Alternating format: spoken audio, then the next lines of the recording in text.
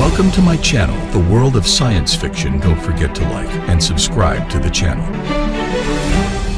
The shovel bit into sand the color of rust and old bone. Samuel Reed worked without rhythm, without grace. His hands shook. Sweat carved tracks through the dust caking his face, and each breath tasted like copper and exhaustion. The desert stretched in every direction, endless, pitiless, watching. 9 mounds surrounded him in a rough circle, each one low, each one marked with a shard of blue armor, driven into the sand like a headstone, like an accusation. He was digging the 10th. The sun hammered down from a sky bleached white with heat. No clouds, no mercy. Just the relentless press of light against his shoulders, his neck, the back of his skull. His shirt clung to him, soaked through. His knuckles were raw where they'd scraped against stone, hidden beneath the sand. He didn't stop, couldn't stop.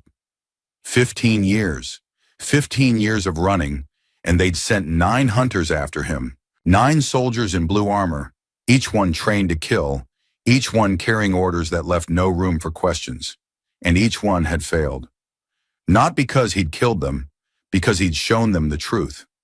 The shovel struck something solid. Samuel dropped to his knees, clawing at the sand with his bare hands now. His fingernails split. Blood smeared across the pale grains. He didn't care. He had to reach it. Had to. Footsteps. Slow. Deliberate. The crunch of boots on sand. Samuel's hands froze. He didn't look up. Didn't need to. He knew the sound of a hunter's approach. The weight of armor. The careful, measured pace of someone trained to kill efficiently. The footsteps stopped behind him. Silence pressed down harder than the heat. 15 years they hunted me, Samuel said, his voice raw and cracked. 9 failed. You're on time. I'm finishing the 10th grave for you now. The silence stretched. Then a voice, female, controlled, but with something underneath. Something that might have been uncertainty. Stand up. Turn around. Samuel stayed on his knees, his hands still buried in the sand. Look first, then decide. I said stand. Look at what I'm digging. He heard the shift of weight behind him, heard fabric rustle as she moved closer, angling for a better view, heard the sharp intake of breath when she saw it. The grave was shallow, maybe 3 feet deep, but there was no body. Instead, a child's cup. Cracked ceramic with faded blue patterns. Next to it, a tiny shoe. Canvas, worn through at the toe, sized for a foot no bigger than Samuel's palm. What is this? The voice was harder now, flatter, but the uncertainty was growing. Samuel finally turned. The hunter was tall, blue-skinned, a deep cobalt that shimmered slightly in the harsh light, the mark of the Kashari bloodline. Her armor was scarred but functional, plates strapped tight across her chest and shoulders. Her rifle was aimed at his center mass, perfectly steady. Her eyes weren't. She was young, maybe 25 standard years. Her face was angular, striking, with the high cheekbones and sharp features of the northern clans. Her hair was pulled back in a tight warrior's braid, jet black against the blue of her skin, and she was scared, trying to hide it, doing a decent job. But Samuel had seen enough hunters over 15 years to recognize the signs. The too rigid stance, the white knuckle grip on the rifle, the way her jaw was locked so tight he could see the muscle jumping beneath her skin. Your name, Samuel said. You don't ask questions. You're the target. Your name. She hesitated. Then, Mari, Clan Kashari, 10th Blade Division. Samuel nodded slowly, reached into his pocket. The rifle snapped up, finger tight on the trigger. Easy. He moved deliberately, pulling out a small object. Metal, tarnished. He tossed it underhand, gentle. Mari caught it one-handed without looking, her eyes never leaving him. Then she glanced down. Her breath stopped. A clan insignia. Crack down the middle. The etched symbol of Kashari, the broken lance, still visible beneath years of corrosion. That's... Her voice died. Turn it over. She did. Scraped at the dirt caked in the grooves on the back. Froze when she saw the name stamp there. Riva Kashari, 9th Blade. My cousin! Mari's voice was barely a whisper. She died 3 years ago. Training accident. They told us. They said. They lied. Mari looked up sharply. The rifle was shaking now. Just slightly. You killed her. You killed 9 of my sisters. No. Samuel pointed at the grave, at the cup and the shoe. I buried the ones your commanders erased. From somewhere beneath the collapsed rocks behind him, a sound. Faint. Fragile. A cough. Mari's head whipped toward the sound. Her whole body tensed. What was that? Samuel stood slowly, his hand still visible. Not weapons, not graves. He paused, holding her eyes. Survivors. Another sound. Weaker. A child's voice, thin with dehydration and fear. Mari? Is it really you? The rifle dropped 6 inches. Mari stared at the collapsed rocks, her face blank with shock. That can't be. Go look. If this is a trick, then shoot me and go look anyway. She moved toward the rocks like someone walking through a nightmare. Her rifle still up, still ready, but her focus fracturing. Samuel watched her kneel by the largest collapsed section, where a gap no wider than her fist showed darkness underneath. She leaned close, whispered, Hello? Mari! The child's voice again, stronger now, flooding with desperate hope. Mari, they said you were dead. They said the humans killed you. Mari's hands were shaking so hard the rifle rattled against her armor. Who is this? It's Ken. Ken Sora. Don't you remember me? Mari sat back hard, her legs suddenly unable to hold her weight. Ken died 5 years ago. The border raid. They showed us bodies. They lied. Another voice now, older, male. They've been lying for years, Mari. They told us you were dead, that the humans killed you when you tried to protect us. Samuel walked over slowly, careful not to make any sudden moves. There are 43 people under those rocks. Blue-skinned, human, children, elders, all of them officially dead, all of them inconvenient. Mari looked up at him.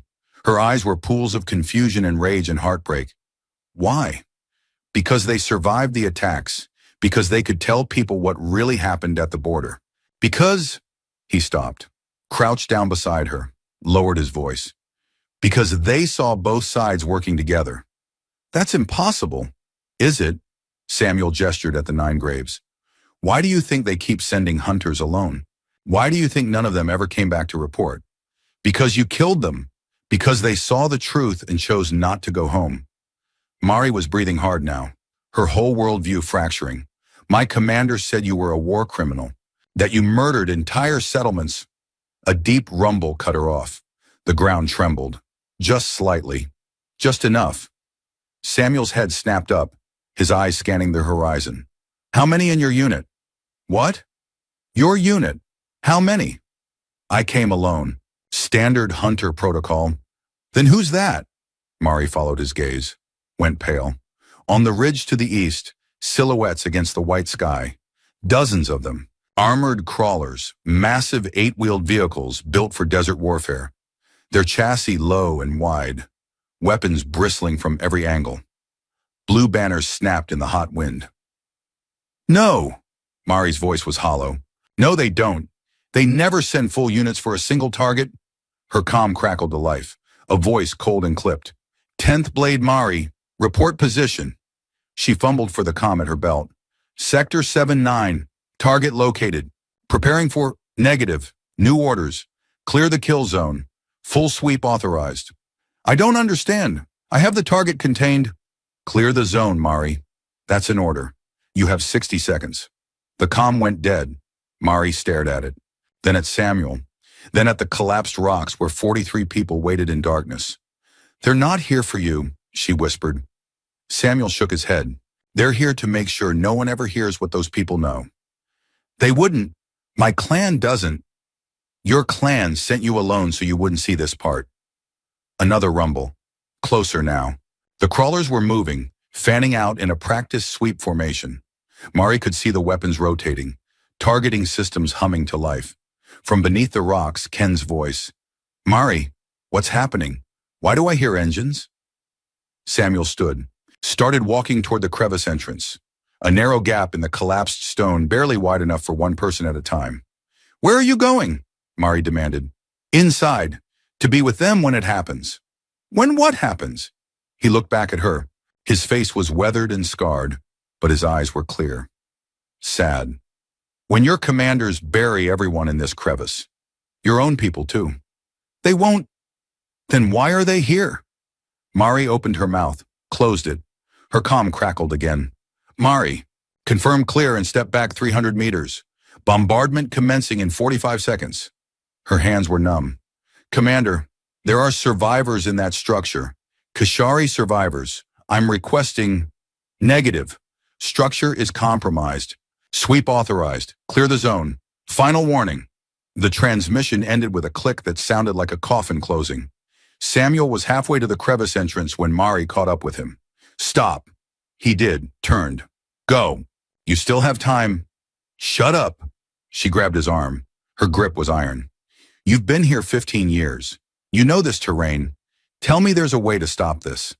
Samuel studied her face, saw the decision forming there.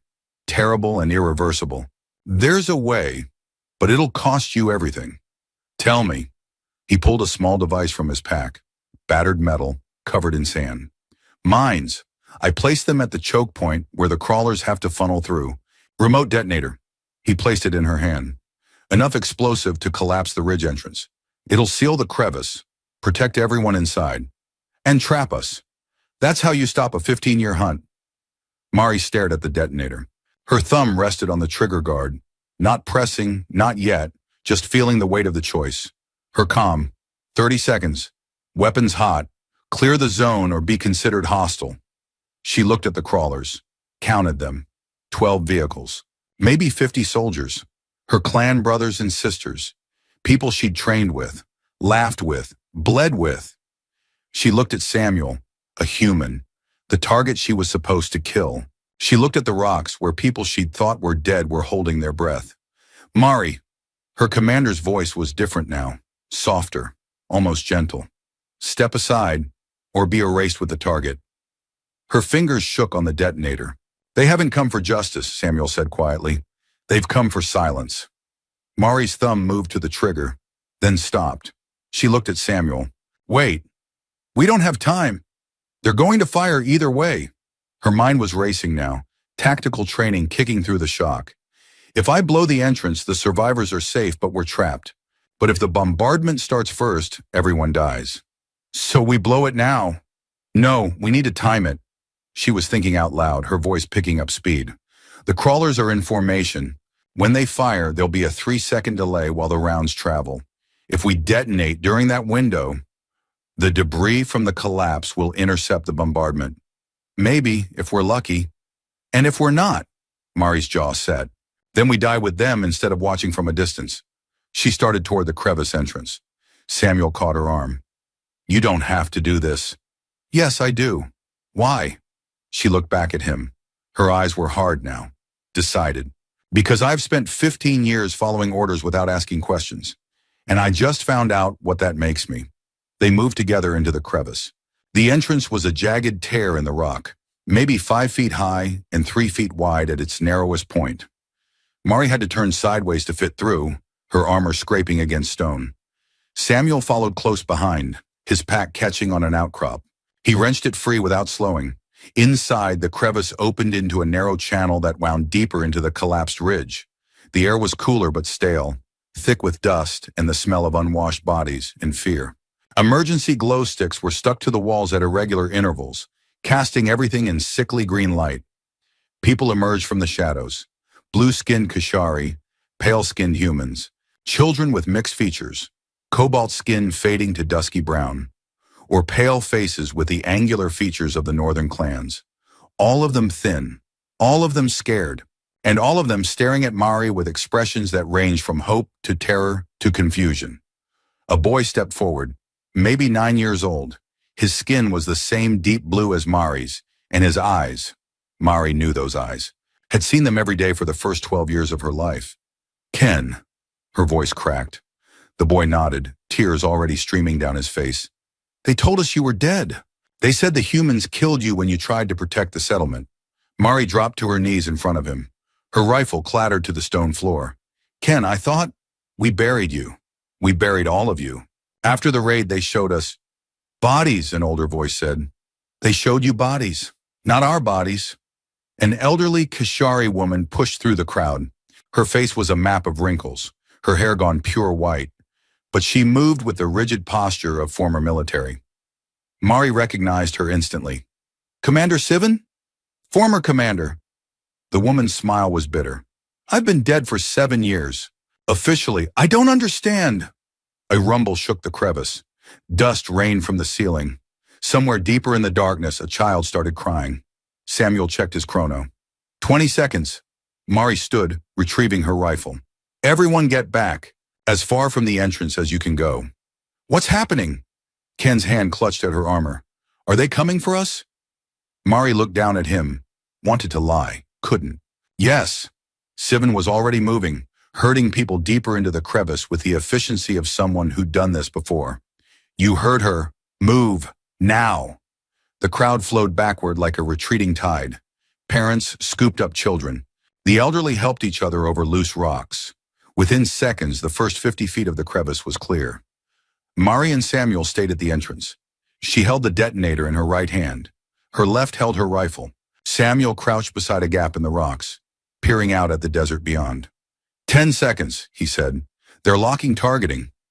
Mari could hear it now, the high-pitched whine of energy weapons charging, the grinding of motors as the crawler's main guns elevated. Her comm crackled. "Final warning. Clear the..." She ripped the comm off her belt and threw it into the sand outside. 5 seconds. Mari's thumb rested on the trigger. Her heart was trying to punch through her chest. Every instinct she'd been trained to follow was screaming at her to stop, to obey, to trust her commanders. She thought about Riva, her cousin, dead for 3 years, except she wasn't dead at all. She thought about Ken, about all the children huddled in the darkness behind her. She thought about 15 years of lies. 3 seconds. The whine peaked. Multiple launchers. Mari could picture it. A full saturation bombardment, designed to collapse the entire ridge section. Overkill for a single target, unless the target wasn't a single person at all. 2. She heard the launch. Multiple thumps, overlapping. The sound of ordnance leaving the tubes. "Now!" Samuel shouted. Mari pressed the trigger. For a split second, nothing happened. Then the world exploded. The mines detonated in sequence, a chain of blasts running along the ridge's weak points. Stone cracked with sounds like bone breaking. Massive slabs of rock shifted, tilted, came crashing down. The entrance collapsed inward, massive chunks of stone slamming together like teeth closing. The gap Samuel had been watching through vanished in a spray of pulverized rock. Then the bombardment hit. The impact was muffled by tons of stone, but Mari felt it in her bones, a series of crushing thuds that shook the entire crevice. Dust exploded through the air in choking clouds. The glow sticks flickered and died. Somewhere in the darkness, someone screamed. Mari couldn't see, couldn't breathe. The dust was in her mouth, her nose, her lungs. She was on the ground but couldn't remember falling. Her ears rang with a high-pitched whine that drowned out everything else. A hand found hers in the darkness. Squeezed. Samuel. She squeezed back. The shaking went on forever, or maybe just seconds. Time had lost meaning in the black, choking dark. Finally, it stopped. Silence.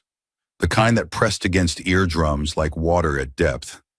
Then sounds started filtering back. Coughing, crying, someone calling out names in the darkness, checking for wounded. A glow stick flickered on, then another. Emergency lights coming back online one by one. Mari pushed herself up. Her whole body felt bruised. Her armor had protected her from the worst of it, but she could feel cuts on her face and hands where rock splinters had found exposed skin.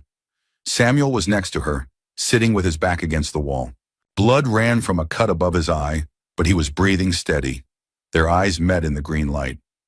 Neither of them spoke. What was there to say? Sivan appeared out of the dust, moving through the crowd with practiced efficiency. Head count. Everyone sound off by section. Names started coming back, responses filtering through the darkness. A few injuries. Nothing critical, miraculous really, or maybe just good timing. Mari stood slowly, tested her weight on each leg.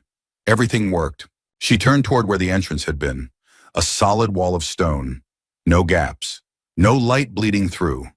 Just tons of collapsed ridge sealing them inside the crevice, like insects in amber. "We're trapped," someone said. "Just a statement of fact." "We're alive," Sivan countered. Her voice was iron. "Which means we won the day." Mari turned to face the crowd. 43 pairs of eyes looked back at her, some hostile, some grateful, all frightened. Ken pushed through to the front. "What happens now?" "Good question." Mari looked at Samuel. "How long can we survive in here?" "Water seepage in a few places. Supplies for maybe 2 days with rationing." Before the weight of that could settle, a sound cut through the chamber. A grinding, deep in the crevice. Stone shifting against stone, not settling. Something deliberate. Everyone froze. "That's not natural," Samuel said quietly. His hand went to his sidearm. The grinding came again, closer, accompanied by a smell that made Mari's skin crawl. Sharp, chemical, like ozone mixed with something burning. Wrong. "Everyone up," Sivan ordered. "We move deeper. Now." No one argued. They'd survived the bombardment. They wouldn't survive sitting still while something moved toward them in the dark.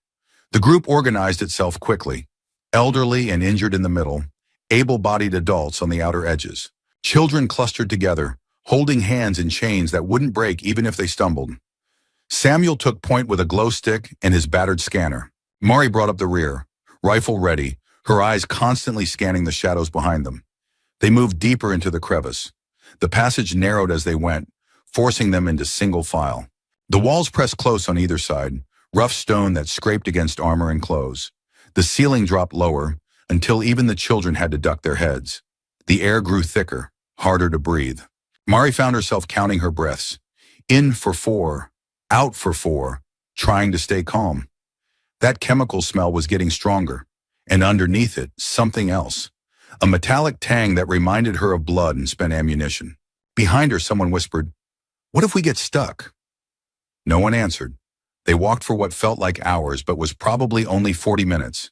The passage twisted and turned, branching off into side tunnels that led to darkness. Samuel ignored most of them, following some logic Mari couldn't decipher. The smell was overwhelming now. Mari's eyes watered. Several of the children were coughing, trying to muffle the sound against their hands. Finally, Samuel stopped. Ahead, the passage opened into a larger space. The glow stick light didn't reach the far walls.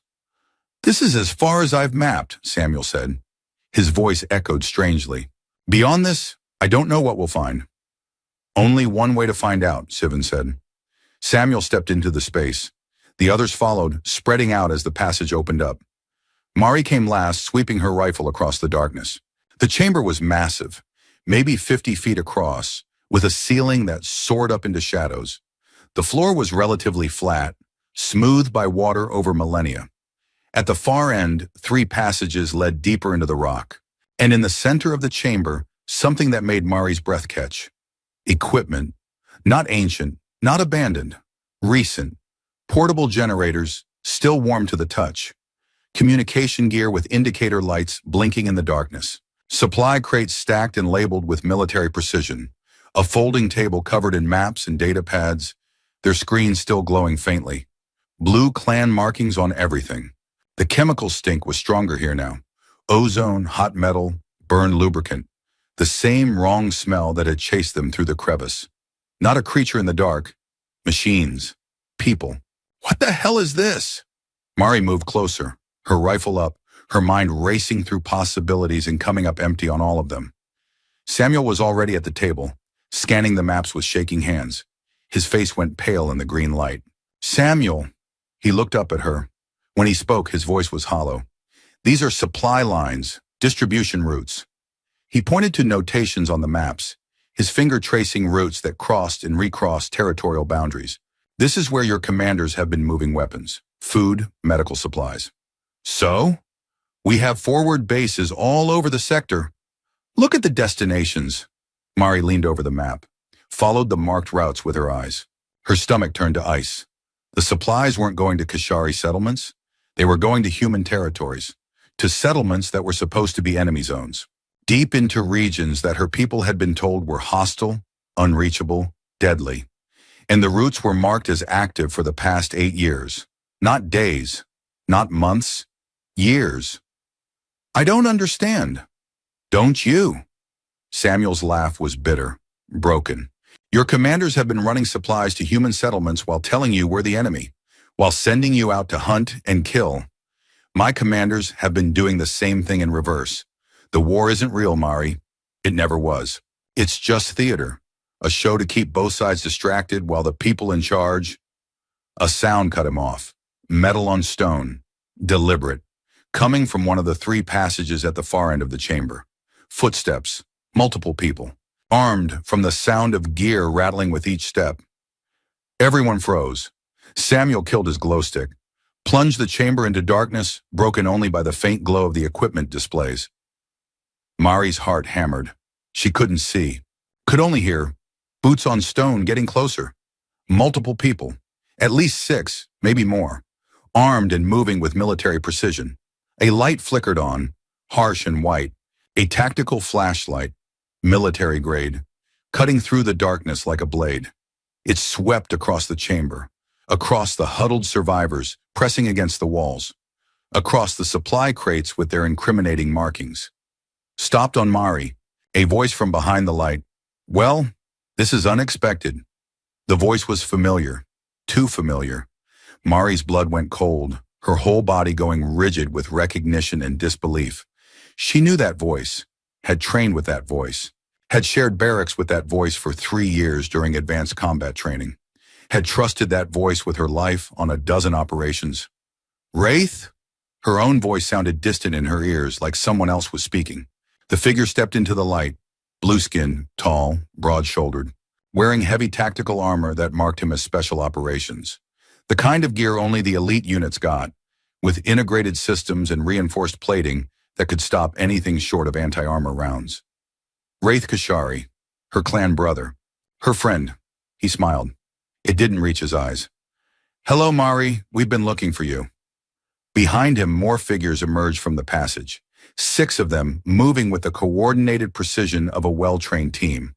All armed, all Kashari, all pointing their weapons at the survivors with the casual efficiency of people who'd done this many times before. But their armor was different. Customized, stripped of clan markings, painted in colors that wouldn't show up on standard scanners. The armor of people who operated outside official channels. The armor of people who didn't exist. Wraith, what's going on? What are you doing here? My job. He moved into the chamber with the easy confidence of someone who knew he controlled the situation completely.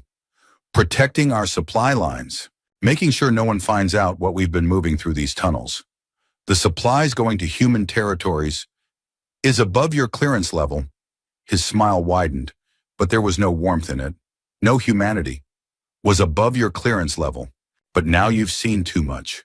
All of you. Samuel stepped forward, putting himself between Wraith's team and the survivors. You're part of it, the ones orchestrating everything. The war isn't the problem, Reed. It's the solution. Wraith's voice was flat, matter of fact, like he was explaining basic tactics to a recruit. It keeps both sides unified, focused. Without a common enemy, both our peoples would tear themselves apart over resources and territory and old grudges that go back generations. The war gives everyone something bigger to fight for, something that matters. And you get to play God, Samuel said quietly, deciding who lives and who dies, who gets to know the truth and who stays in the dark. Someone has to make those decisions. People who understand what's at stake. What about what they understand? Mari asked. Her hand was inching toward her rifle, moving slowly, carefully. They know you're murderers, that both governments are built on lies and manipulation. You think that knowledge dies with them? Information only matters if it spreads, and dead people don't talk, don't tell stories, don't cause problems. The flashlight beam was close now, maybe 30 meters. Close enough that Mari could see shadows moving behind it. Wraith's team, advancing in tactical formation. This is your last chance, Mari. Stand down. Drop your weapons. You're still one of us. We can explain this. Say Reed took you hostage. Say he forced you to help him. You fought back. You escaped. You're a hero. You go home with honors and commendations. I'd rather be a traitor. Wraith shook his head slowly. The truth is whatever we say it is. And right now the truth is that 10th Blade Mari died in the line of duty, killed by the terrorist Samuel Reed while bravely protecting innocent civilians. He raised his weapon, the barrel tracking smoothly to center on her chest. And along with 43 other unfortunate casualties of this terrible, endless war. You're going to kill all of us? Sivan's voice cut through the tension, cold and hard. Your own people? Children? Former people. You died years ago, Commander. This is just making it official, cleaning up loose ends. His tone didn't change, didn't waver. Nothing personal, just necessary. His team moved into formation. Professional, efficient. Weapons trained on the survivors with the practiced ease of people who'd done this before. Too many times before. Ken was shaking. Mari could see him in her peripheral vision, pressed against Sivan's side, his eyes huge with terror. The same terror on every face around her. These people had survived years in hiding, had endured hunger and fear, and the crushing knowledge that everyone they loved thought they were dead, had found hope again when Mari and Samuel showed up. And now it was going to end here, in this chamber, with bullets and silence and bodies that would never be found. No, not like this. Never like this. Mari's hand closed around her rifle. Don't, Wraith said. His weapon snapped up, finger already tightening on the trigger. You're good, Mary, one of the best I ever trained with. But you're one person with 43 civilians to protect. You move, some of them die. Maybe all of them. This ends one way. Don't make it worse. Maybe. Samuel's voice came from the darkness behind Wraith's team. He'd moved somehow, circled around in the chaos without anyone noticing. But it won't be quick. Wraith spun, his team pivoting with him. Samuel stood at the entrance to the leftmost passage just outside the cone of their flashlight beams. He had something in his hand. Small, cylindrical, instantly recognizable. A grenade. Smoke, Samuel said quietly. Thermal masking compound. You fire, you'll be shooting blind. You'll hit each other as much as us. You'll die too. Probably. Samuel's thumb rested on the primer, his face carved from stone in the shadows. But you'll lose people. And you'll have to explain to your commanders why this simple cleanup operation turned into a firefight. Why there are bodies of your own men down here. Why the scene doesn't match your report. He paused. So here's the deal. You let us walk out of here. We go deeper into the tunnels. You report that you found the chamber empty. Everyone lives. Everyone goes home. Wraith's laugh was harsh, echoing off the stone walls. And you think we'll just let you disappear? Let you walk away with everything you know? I think you want this to be clean. No bodies, no evidence, no awkward questions. Just another mystery in the desert. Samuel's eyes were flat. Dead. The eyes of someone who'd already made peace with dying. I've been giving you mysteries for 15 years, Wraith. One more won't matter. The standoff stretched, seconds ticking by like years. Wraith's team was shifting nervously, weapons tracking between Samuel and the survivors, trying to cover both threats at once. Their formation was cracking, spreading too thin. Wraith himself was calculating, his eyes moving between Samuel and Mari, weighing options, running scenarios. Mari used the distraction. She moved fast, faster than she'd ever moved in training, faster than she'd thought possible. Grabbed Ken with one hand and Sivan with the other and shoved them toward the leftmost passage, the one where Samuel stood. Shouted at the top of her lungs, "Move! Everyone move now!"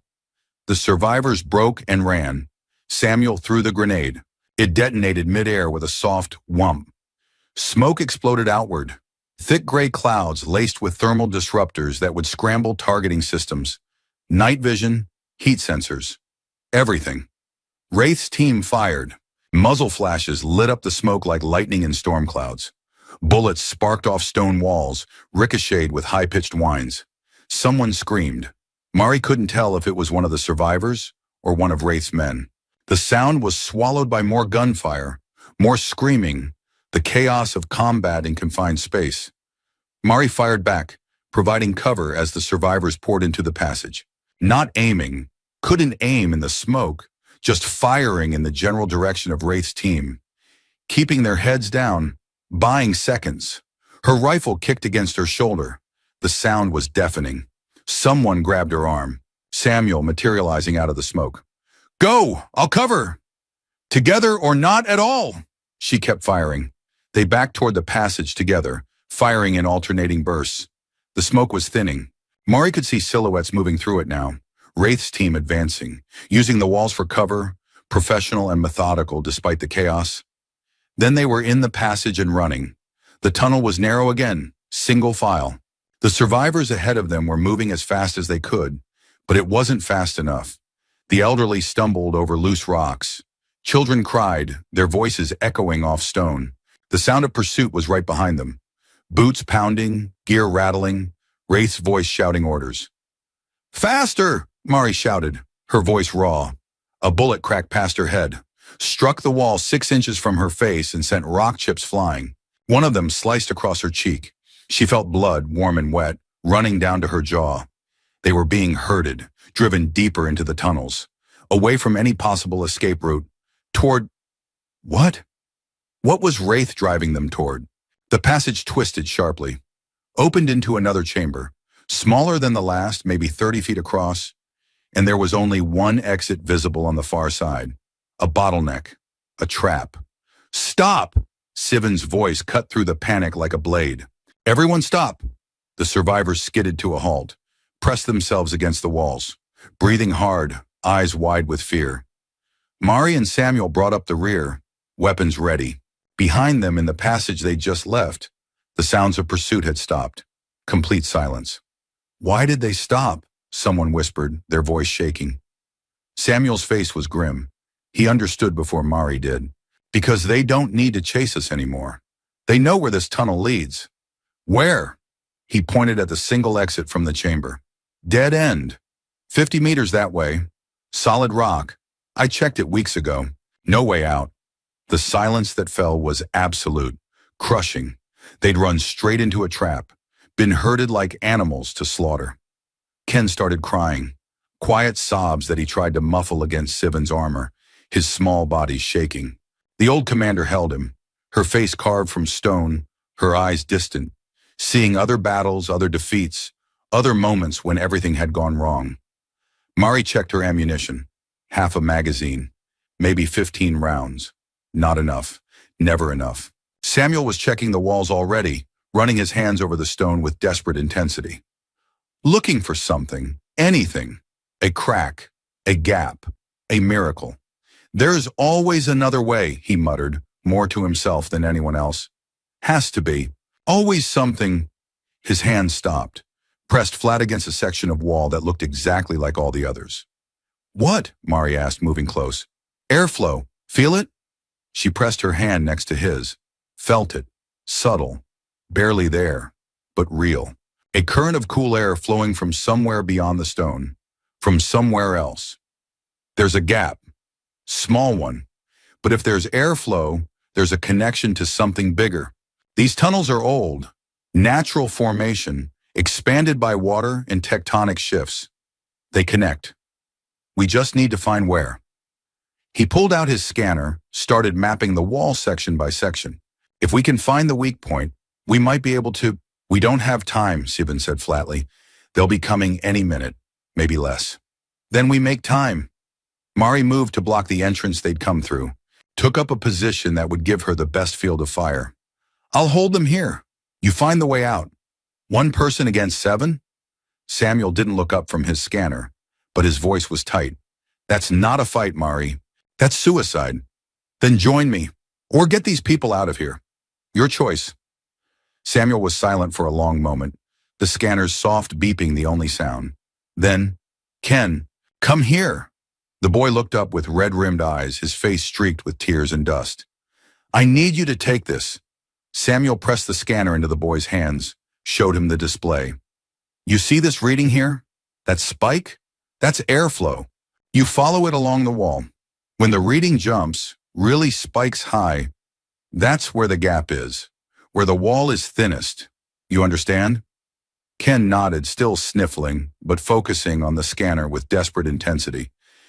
"Good. Take everyone to that dead end I mentioned. Find the gap using this. Then start digging. Use rocks, use your hands, use whatever you can find. Don't stop until you break through to the other side." "What if we can't?" The boy's voice was small, frightened. Samuel's smile was sad, gentle. Then at least you tried. At least you fought. Now go. Run. Sivan took charge immediately, herding the survivors toward the far exit with sharp commands and practiced efficiency. Ken went with them, clutching the scanner like a lifeline, his small fingers already working the controls. They moved quickly now, motivated by fear and desperation and the thinnest thread of hope. Within seconds, the chamber was empty except for Mari and Samuel. They took positions on either side of the entrance, using the walls for cover. The tunnel beyond was dark, silent, waiting. "How long do you think we can hold them?" Mari asked quietly. "Long enough." "That's not an answer. It's the only one I've got."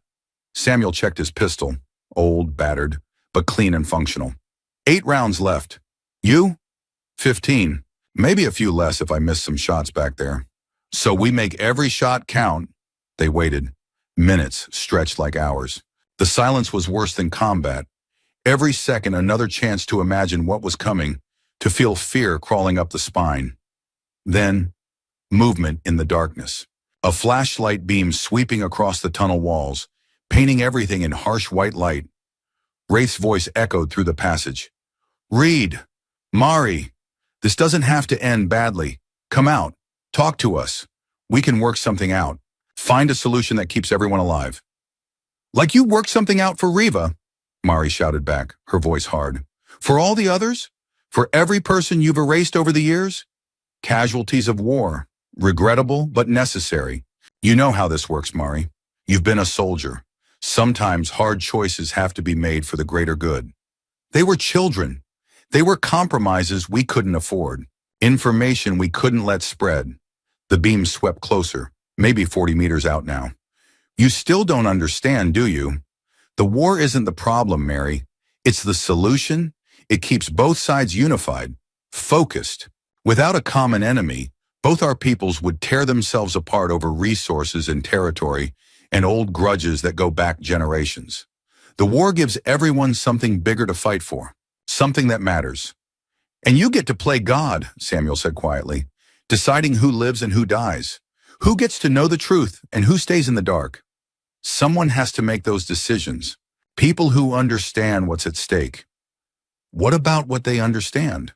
Mari gestured toward where the survivors had gone, even though no one could see the gesture in the darkness. "They know you're murderers, that both governments are built on lies and manipulation. You think that knowledge dies with them? Information only matters if it spreads, and dead people don't talk, don't tell stories, don't cause problems." The flashlight beam was close now, maybe 30 meters, close enough that Mari could see shadows moving behind it. Wraith's team, advancing in tactical formation. "This is your last chance, Mari. Stand down. Drop your weapons. You're still one of us. We can explain this. Say Reed took you hostage. Say he forced you to help him. You fought back. You escaped. You're a hero. You go home with honors and commendations. I'd rather be a traitor." Wraith sighed. The sound echoed strangely in the tunnel. "So be it. I'm sorry it has to end this way. You were a good soldier, one of the best. Even when the orders are wrong, especially then, because that's what separates soldiers from terrorists, from anarchists, from people who think they know better than the system." His voice hardened, losing all pretense of friendliness. "Last chance for you too, Mari. I'm giving you one more opportunity because we trained together, because I respect what you were. But that opportunity ends in 10 seconds. Mari's finger tightened on the trigger. "Then I guess we're done talking." The attack came fast. Flash grenades first, 3 of them, rolling down the tunnel like silver eggs, detonating in sequence with blinding white bursts that turned the darkness into searing light. Mari squeezed her eyes shut but still saw after images dancing across her vision. Ghosts burned into her retinas. Then gunfire. Concentrated, professional, walking up the walls toward their positions in a pattern designed to flush them out or pin them down. Mari and Samuel returned fire. Not aiming, couldn't aim blind, just shooting into the white haze where the muzzle flashes bloomed, trying to keep Wraith's team back, trying to buy more time. The sound was deafening in the confined space. Each shot a physical hammer blow against her ears, against her skull. Mari heard someone scream. Couldn't tell if it was her own voice or someone else's. Everything was white light and thunder, and the smell of cordite. The gunfire stopped. Her magazine clicked empty. She dropped it with shaking hands, slammed in her last spare, chambered around with a motion so practiced it was automatic. Samuel's rifle clicked empty beside her. He dropped it, drew his sidearm, that battered pistol that looked like it had been through hell, and kept going. 8 rounds. This is it, Mari said. Her voice sounded distant, calm, like she was commenting on the weather. No more ammunition after this. Then we make them count. Footsteps in the tunnel, getting closer. Wraith's team advancing behind the cover of the flash grenades, using the lingering brightness to mask their approach. Mari leaned around the corner, snapped off 3 rounds at the nearest silhouette, pulled back as return fire chipped the wall where her head had been, sending stone fragments slicing through the air. She saw one man fall, saw the dark spray of blood against the tunnel wall. 7 became 6, but 6 was still too many. 6 professionals with automatic weapons and unlimited ammunition against 2 people with barely enough bullets to matter. Samuel fired twice. Careful shots, aimed shots. She heard a cry of pain from the tunnel. 6 became 5. 4 rounds left, he said calmly. Mari fired again, missed, fired twice more. Saw another figure stumble. 5 became 4. Her rifle clicked empty. No more magazines, no more options. She drew her sidearm. 15 rounds, added to Samuel's 4 remaining bullets. 19 rounds total against 4 trained operators with full automatic weapons. The math wasn't good. A grenade bounced into the chamber. Not flash this time. Not smoke. Fragmentation. Down! Samuel tackled her behind the largest rock outcrop in the chamber, his body covering hers. The grenade detonated with a flat crack that sucked all the air out of the space.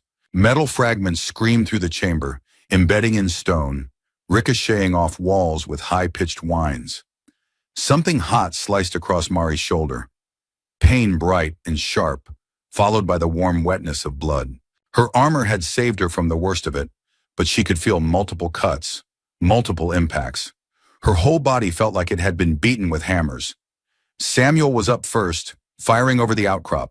3 shots. 2. 1. Click. Empty. He threw the pistol at the nearest figure, advancing through the smoke. It bounced off the man's helmet harmlessly, clattered to the stone floor. Mari fired her remaining rounds, controlled, careful, making each shot count because there was nothing else left to do. She saw one more man fall, saw another stumble, clutching his leg. 4 became 3 became 2. Her slide locked back. Empty. They were out of ammunition, out of options, out of time. Wraith emerged from the smoke, his weapon trained on them. One soldier flanked him on the left, one on the right. All of them battered but functional, all of them pointing weapons at Mari and Samuel. It's over, Wraith said simply. Mari and Samuel stood slowly. No point hiding now. No point in anything except facing the end with whatever dignity they had left. They stood shoulder to shoulder, facing down the weapons, facing death. Any last words? Wraith asked. There was no mockery in his voice now, no cruelty, just exhaustion, just a soldier doing a job he'd done too many times. Yeah, Mari met his eyes, held them. You're going to lose. We already won. This is just cleanup. No, you just don't know you've lost yet, because those survivors are going to get out of here. They're going to tell people what they know. And all your careful control, all your manipulation, all the lies you've built over decades, it's going to fall apart, piece by piece, until there's nothing left. Bold assumption that they'll escape from a dead end with tons of rock in their way. I know they will, because they have something you don't. What's that? A reason to survive that actually matters. That's worth dying for, worth fighting for. She smiled. It felt strange on her face. Free. You're fighting to maintain control. They're fighting for truth, and truth always wins eventually. Always. Wraith's smile faded. His jaw tightened. His finger moved to the trigger. A sound stopped him. From deeper in the tunnels, from the direction the survivors had gone. A crack, sharp and clear. Then another. Then a rumble that grew and grew, building like thunder, shaking the stone beneath their feet until the whole chamber was trembling. Stone breaking, collapsing, opening. Wraith's face went pale. What did you... They found the gap, Samuel said quietly. His voice was filled with satisfaction, with triumph. And they made it bigger. They're through. The rumbling intensified. The floor tilted. Wraith and his team stumbled, trying to keep their footing, their weapons wavering. Dust began to pour from the ceiling. Small rocks, then larger ones. The chamber was coming apart. Fall back, Wraith shouted. The whole section's collapsing. Move! His team retreated into the smoke, into the tunnel they'd come from. Wraith lingered for 1 second longer, his weapon still trained on Mari. Their eyes met. This isn't over, he said. Yes, it is. Mari's voice was iron. Final. You just don't know it yet. Wraith vanished into the smoke. Mari and Samuel ran toward the far exit, the one leading to where the survivors had gone, where hope waited. The tunnel was collapsing behind them, ceiling coming down in massive chunks, floor cracking and tilting like the deck of a sinking ship. They ran through a gauntlet of falling stone, jumping over gaps that opened suddenly, ducking under slabs that crashed down inches behind them. The air was thick with dust. Mari couldn't see, could barely breathe. Just kept running, one hand on the wall for guidance, the other reaching back to grab Samuel's hand. They ran together, holding on to each other, refusing to let go. Ahead, light. Not glow stick green, but natural daylight, streaming through a gap in the stone. They burst out of the tunnel into blinding brightness. A valley spread before them, narrow, hidden between two ridges, filled with scrub vegetation and open air, and the most beautiful sky Mari had ever seen. The survivors were there, all 43 of them, battered, bleeding, covered in dust and blood and exhaustion, but alive, alive. Behind them, the tunnel collapsed completely with a roar like the end of the world. Tons of stone sealing the passage, cutting them off from Wraith and his team, cutting them off from the war, cutting them off from the lies. Mari dropped to her knees. Her legs wouldn't hold her anymore. Every muscle was screaming. Her shoulder burned where the shrapnel had cut her. Her hands were shaking so badly she couldn't make them stop. Samuel collapsed next to her, his breath coming in ragged gasps. They were alive, impossibly, miraculously, inexplicably alive. Ken ran to them, throwing his small arms around Mari's neck. You did it! You saved us! You saved us, Mari corrected, her voice hoarse and cracked. You found the way out. You broke through. This was you. We all did, Sivan said.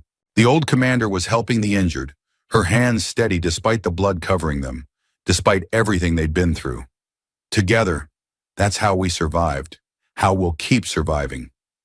Mari looked at the survivors, looked at their faces, human and Kashari, young and old, all of them marked by what they had endured but still standing, still fighting. She looked at the valley, at the scrub vegetation clinging to life in harsh soil, at the sky so blue it hurt to look at. Then she looked back at the collapsed tunnel, at the tons of stone that separated them from their old lives, from the comfortable lies, from the war that had defined everything. What now? Samuel asked quietly. Good question.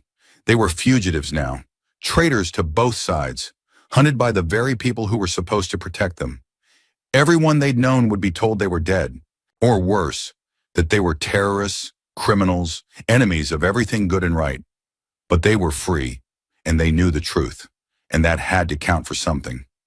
We survive, Mari said finally, pushing herself to her feet with effort, testing her injured leg.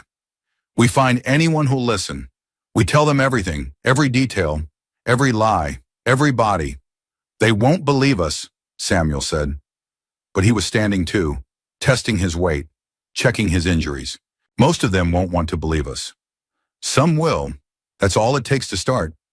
She looked at him, saw understanding there. Partnership, alliance. The war is built on secrets, on both sides not talking to each other, on everyone believing what they're told without questioning. We just need to expose enough secrets that the foundation starts to crack, that people start asking questions, start demanding answers. That's a hell of a fight, a long fight, maybe an impossible fight.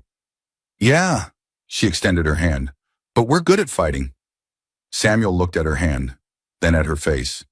Then he smiled, really smiled, for the first time since she'd met him, and took it. They shook.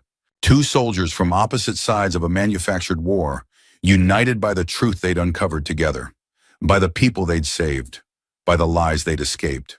Where do we start? Ken asked, looking up at them with those huge eyes that had seen far too much for someone so young.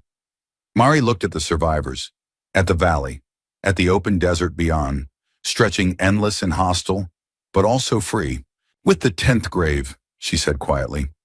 They reached a settlement 3 days later, small, independent, one of the few places that existed in the gaps between territories, where neither government claimed authority, where people lived by their own rules and asked few questions about where travelers came from. The people there listened when Mari and Samuel told their story, listened to the survivors confirm every detail, looked at the evidence, the maps they'd managed to grab from the supply chamber, the data pads, the clan insignia from people who were supposed to be dead. Not all of them believed. Many dismissed it as conspiracy theory, as the ravings of traumatized refugees trying to make sense of tragedy, as propaganda from one side trying to undermine the other. But some did believe, and those some spread the word. The story moved through underground channels, border towns, refugee camps, back rooms of barracks. First came whispers, then faces in the crowd holding up names of the officially dead. Protests flickered to life and spread, small, then larger. Recruiters found themselves shouting over questions no one had dared ask before. Soldiers on both sides started comparing stories, supply logs, the lies they'd swallowed. The governments tried to crush it. Arrests, smear campaigns, new enemies on the news. But the questions didn't go away. The war machine was still moving, but now every gear was grinding. The war didn't end overnight. Wars never do. The governments tried to hold on, tried to discredit Mari and Samuel and the survivors, tried to present alternative explanations that would preserve the narrative. But once the doubt was planted, once people started questioning, the whole structure began to crumble. Both sides had built their power on the war, on the fear of the other, on the need for protection and security and unity against a common threat. When the threat turned out to be manufactured, when the enemy turned out to be working with your own leaders, when the casualties turned out to be deliberate rather than tragic, everything changed, slowly, painfully, with setbacks and violence and desperate attempts by those in power to maintain control. But it changed. In a hidden valley between two ridges, Samuel Reed stood at a gravesite. The sun was setting, painting everything in shades of gold and orange. The air was cooling. Night would come soon, but for now there was light. Not 10 graves anymore. One, a single marker driven into the sand, made from a broken piece of blue armor and a battered human weapon, lashed together with cords salvaged from their gear. The two pieces crossed like a promise, like a symbol, like proof that opposite sides could stand together. Mari stood beside him, Ken on her other side, holding her hand. The boy was taller now, growing despite the hardships. Sivan behind them, standing at attention despite her exhaustion. And all the others, the 43 survivors who'd become witnesses, who'd become fighters for a truth that both sides wanted to keep buried. They stood in silence for a long moment, looking at the marker, at what it represented. The grave wasn't empty anymore. They'd buried something in it over the past months. Not a body, not a person, but something that needed to die. The lies, the manipulation, the willingness to sacrifice innocence for power. The machinery of war that ground people into dust while those in charge profited. All of it symbolically laid to rest in the sand. 15 years of hunters ended in one grave, Samuel said quietly, his voice carrying in the desert wind. But the truth they buried crawled back into the light. Mari nodded, reached out and squeezed his hand. They stood together and watched the sun sink toward the horizon, a blazing disk that painted the sand in shades of fire, that promised darkness but also another dawn. Tomorrow would bring new battles, new challenges, new attempts to silence them, to discredit them, to make them disappear.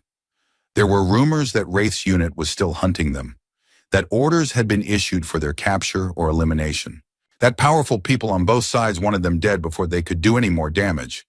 But they'd survived this long, and they had allies now.